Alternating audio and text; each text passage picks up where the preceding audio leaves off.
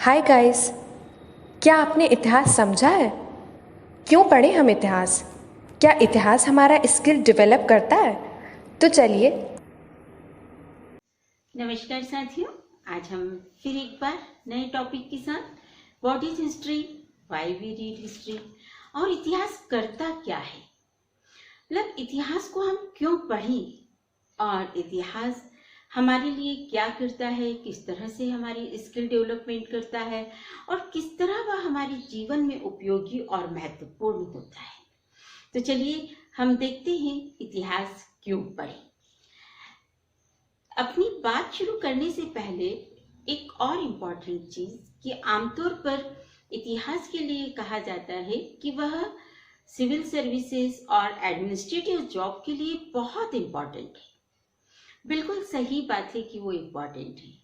बहुत सारे स्टूडेंट्स इस सब्जेक्ट को लेते हैं, तो क्यों लेते हैं और इतिहास क्या करता है, इसको हम शुरू करते हैं। हम अच्छी तरह से जानते हैं इतिहास के बारे में कि जिस तरह साहित्य समाज का दर्पण होता है, ठीक उसी तरह इतिहास भी समाज में घटित घटनाओं का दर्पण होता है। और तमाम चीजों को देखने के बाद और इतिहास की बहुत सारी डेफिनेशंस देखने के बाद हम ये कह सकते हैं कि history can help us to understand present and future prediction.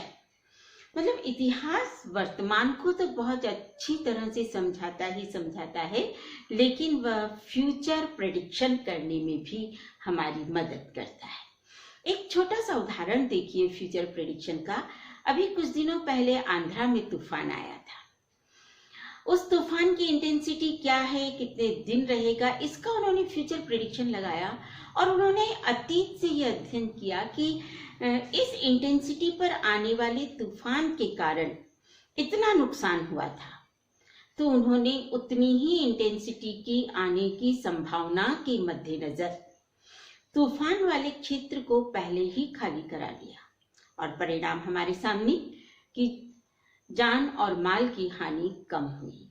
तो गाइस, इतिहास वर्तमान के साथ साथ फ्यूचर प्रेडिक्शन करने में भी हमारी मदद करता है। बस इसी के साथ यह सवाल शुरू होता है कि व्हाई वी रीड हिस्ट्री, कि हम इतिहास को क्यों पढ़ें। तो सबसे पहले तो यह हमारी रचनात्मकता को बढ़ाता है, हमारी समझ का दायरा विकसित करता है, हमारी लॉजिकल पावर को डेवलप करता है और एक और इम्पॉर्टेंट कैरेक्टर है इसका कि यह समस्याओं के समाधान ढूंढने में मदद करता है। रहन सहन, परंपराओं, रीति रिवाजों, इन सबको देखने और समझ विकसित करने में हमारी मदद करता है। परिवर्तन को समझने के लिए चिंतन को मजबूती प्रदान करता है और कुल मिलाकर यदि हम यह कहें कि संपूर्ण समाज को समझने का विस्तृत दायरा प्रदान करता है। और जब इतनी सारी चीजें हमारे पास होंगी तो हम राष्ट्र की अवधारणा को बहुत बेहतर तरीके से समझ पाएंगे। तो बच्चों, जो लोग ये कहते हैं कि इतिहास गड़े मुर्दे उखाड़ने का नाम है, या इतिहास तिथियों का दस्तावेज है, या इतिहास केवल बकवास है, तो मुझे लगता है कि ये तीनों ही बातें एकदम निरर्थक हैं, क्योंकि इतिहास बहुत महत्वपूर्ण है हमारी अपनी जिंदगी के लिए। तब बेसिकली यहाँ सवाल उठता है कि इतिहास क्या है और इतिहास को पढ़ने का हमारा नजरिया क्या हो। तो हम सबसे पहले देखें कि इतिहास क्या है। History is the description of peoples, places and events. मतलब इतिहास लोगों का, स्थानों का और घटनाओं का अध्ययन है। केवल एक ही उदाहरण से हम समझ सकते हैं कि यदि हम भारत के स्वतंत्रता संग्राम की बात करें तो हम कहाँ का स्वतंत्रता संग्राम पढ़ रहे हैं? भारत का। स्वतंत्रता संग्राम को अंजाम किसने दिया? लोगों ने, यानी पीपुल्स हो गए, प्लेस हो गए, और उसकी घटनाएं, यानी 1857 का जो रिवोल्ट हुआ उसमें क्या क्या घटनाएं हुई, किस तरह कांग्रेस की स्थापना हुई, किस तरह गांधीवादी युग प्रारंभ हुआ और असहयोग आंदोलन से लेकर भारत छोड़ो आंदोलन और भारत विभाजन की जो तमाम घटनाएं हैं उन्हीं सब का तो हम अध्ययन करते हैं। So history is the description of peoples, places and events. एकदम सही डेफिनेशन है। एक और हम देखें कि history is the study of change over time and its cover of all aspect of human society. यानी ह्यूमन सोसाइटी के जितने भी डायमेंशन हैं उन सब का अध्ययन इतिहास है।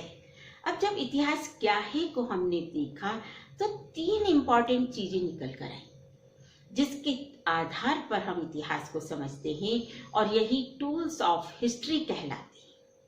अभी जो कॉन्सेप्ट हमने इतिहास का देखा उसमें हमने देखा 3 P's most important character, then 1E, then S.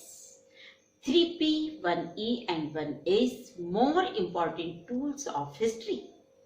3P, period, person, place. E, event, S, source.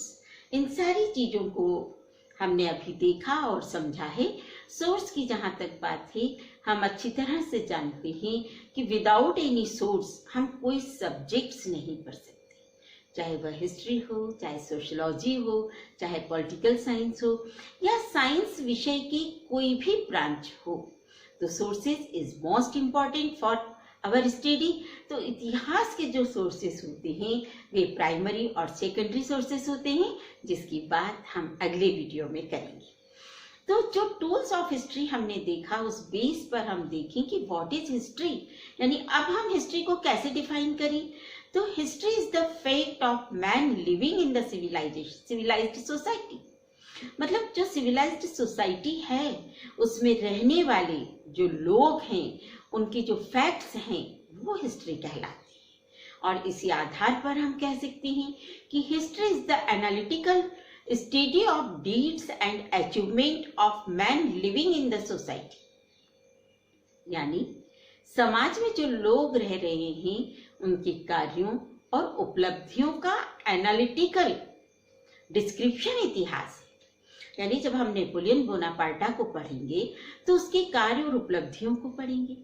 हम चंद्रगुप्त को पढ़ें, समुद्रगुप्त को पढ़ें, विक्रमादित्य को पढ़ें, पृथ्वीराज चौहान को पढ़ें, शिवाजी को पढ़ें या मुगल पीरियड्स में हम अकबर, बाबर, इनको पढ़ें, तो इन सब के कार्यों और उपलब्धियों का एनालिटिकल जो डिस्क्रिप्शन है उसे हम इतिहास कहते हैं। और इसी तरह इन तमाम चीजों को देखने के बाद हम कह सकते हैं कि history is autobiography of human civilisation. ये तो गाइस हो गए इतिहास के उस कॉन्सेप्ट की बात जो हम अपने चारों तरफ देखते हैं। अब हम इतिहासकारों ने जो निर्धारित परिभाषाएं की हैं जरा उनको देखें। तो A.L. राउस कहते हैं कि इतिहास भौगोलिक वातावरण में रहने वाले समाज के मनुष्यों का उल्लेख है। देखिए, अगर हम एक देश की बात करें तो ये जो देश होता है, नेशन है, ये इट्स जोग्राफिकल यूनिट। और इस जोग्राफिकल यूनिट में जो लोग रह रहे हैं वो इतिहास बनाते हैं। डॉक्टर सर्वपल्ली राधाकृष्णन कहते हैं कि इतिहास राष्ट्र की स्मरण शक्ति है। और चार्ल्स पर्थ कहते हैं कि इतिहास समाज का लेखा जोखा है। और कॉलिंगवुड कहते हैं कि संपूर्ण इतिहास विचारों का इतिहास है। इन तमाम इतिहासकारों में से कुछ ही इतिहासकार हमने लिए हैं, लेकिन ये जो हमने 4 या 5 परिभाषाएं देखी हैं इस आधार पर हम बहुत बेहतर तरीके से व्हाट इज हिस्ट्री को समझ सकते हैं और इसी के आधार पर व्हाई वी रीड हिस्ट्री को समझ सकते हैं। तो जरा हम देखें कि उन तमाम इतिहासकारों में से कुछ भारतीय प्रतिनिधि इतिहासकार कौन से हैं जिन्होंने इतिहास क्या, इतिहास दर्शन, इतिहास के विचार, इन सब के ऊपर अपने विचारों को अभिव्यक्त किया है। तो इनमें कुछ विश्व प्रसिद्ध भारतीय इतिहासकार हैं जिनमें सबसे पहला नाम राहुल सांकृत्यायन का आता है जिन्होंने विश्व का भ्रमण किया। और इनकी वोल्गा से गंगा तक यदि हम पढ़ लें तो हम इतिहास के एक एक पड़ाव को बहुत बेहतर तरीके से समझ सकते हैं। Bhadant Anand कोशलायन, Lal Bahadur Verma, D Kaushambi, Sarvepalli Radhakrishnan, Pandit Jawaharlal Nehru, RG. भंडारकर, गौरी शंकर हीराचंद ओझा, सर यदुनाथ सरकार, आर.के. स्वामी, विपिन चंद्रा, गोविंद चंद पांडे, पांचाल एवं बघेला, बुद्ध प्रकाश, झारखंड चौबे, राधे शरण, अभी जो सागर में पोस्टेड हैं प्रोफेसर डॉक्टर बी.के. श्रीवास्तव, और छत्तीसगढ़ रायपुर में हैं शरद कोकास। इन तमाम इतिहासकारों को अगर आप न भी पढ़ पाए तो 3 इतिहासकारों को जरूर पढ़िए, आप बहुत बेहतर तरीके से इतिहास को समझ पाएंगे। सबसे पहला है राहुल सांकृत्यायन, दूसरा नाम है लाल बहादुर वर्मा, और तीसरा नाम है शरद कोकास का। हम बायस्ड नहीं हैं, क्योंकि अगर हम इंडियन हिस्टोरियन को पढ़ रहे हैं तो हमें वर्ल्ड हिस्टोरियन के बारे में भी पता होना चाहिए, ताकि हमारे जो व्यूज हैं, हमारा जो कॉन्सेप्ट है वो थोड़ा डेवलप्ड हो। तो जब हम वर्ल्ड हिस्टोरियन की बात करते हैं तो उसमें Dilthey, Croce, Vico, Herder, Collingwood, Hegel, Marx, Walsh, E.H. Carr, Rowse, Toynbee, David Hume, Voltaire, Richard हैंटी, राके, ट्रेवेलियन, हेनरी पियरे, और एक और नाम जो इतिहास पढ़ने वाले बहुत अच्छी तरह से जानते हैं, J.N. ब्यूरी, जो कहते हैं history is a science, no more and no less. तो गाइस, ये तमाम वर्ल्ड हिस्टोरियन हैं। इतने सारे अगर हम ना भी पढ़ें तो हम कॉलिंगवुड को पढ़ लें, हम हीगल और मार्क्स को पढ़ लें, J.N. ब्यूरी को पढ़ लें। इन लोगों को पढ़कर हम इतिहास की बेहतर समझ विकसित कर सकते हैं और अपने व्यक्तित्व का विकास कर सकते हैं, और अपने प्रोफेशन को हम बेहतर तरीके से चुन सकते हैं। तो हम जरा देखें कि इन तमाम इतिहासकारों को पढ़ने के बाद हम क्या फील करते हैं और आखिर इतिहास हमारे जीवन में क्या करता है।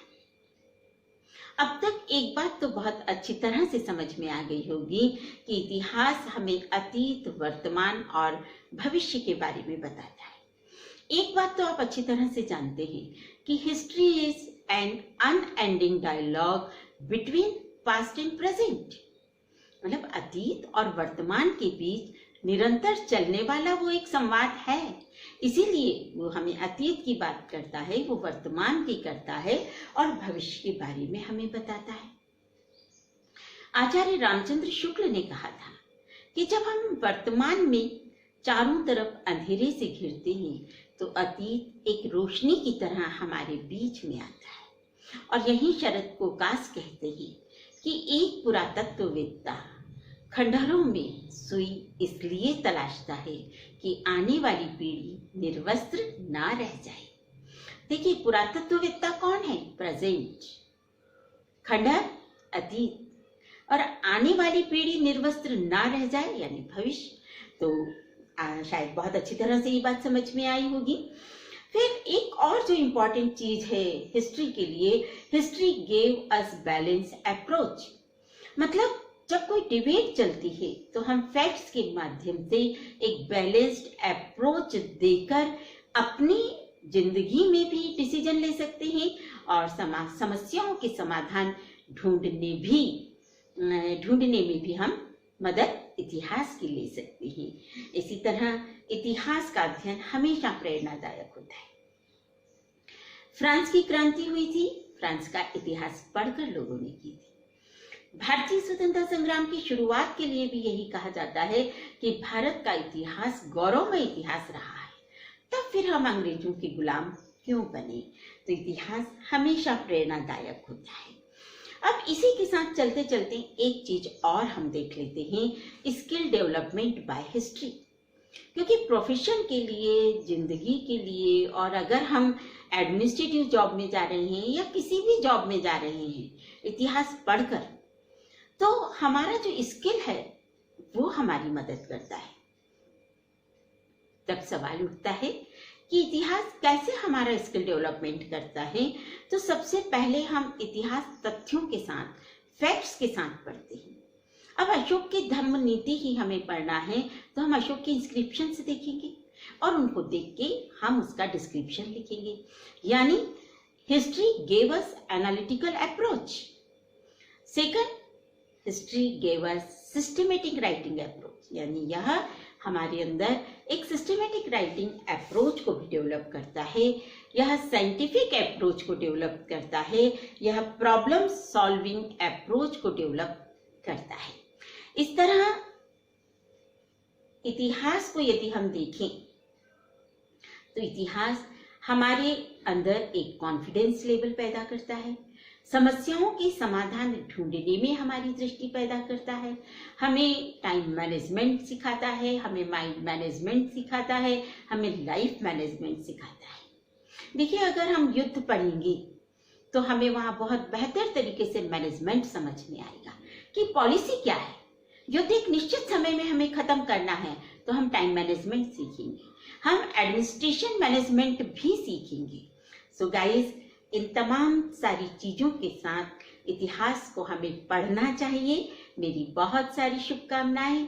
Thanks to all. हम फिर मिलेंगे अगले वीडियो में अपॉर्चुनिटीज इन हिस्ट्री के साथ। Okay guys, bye.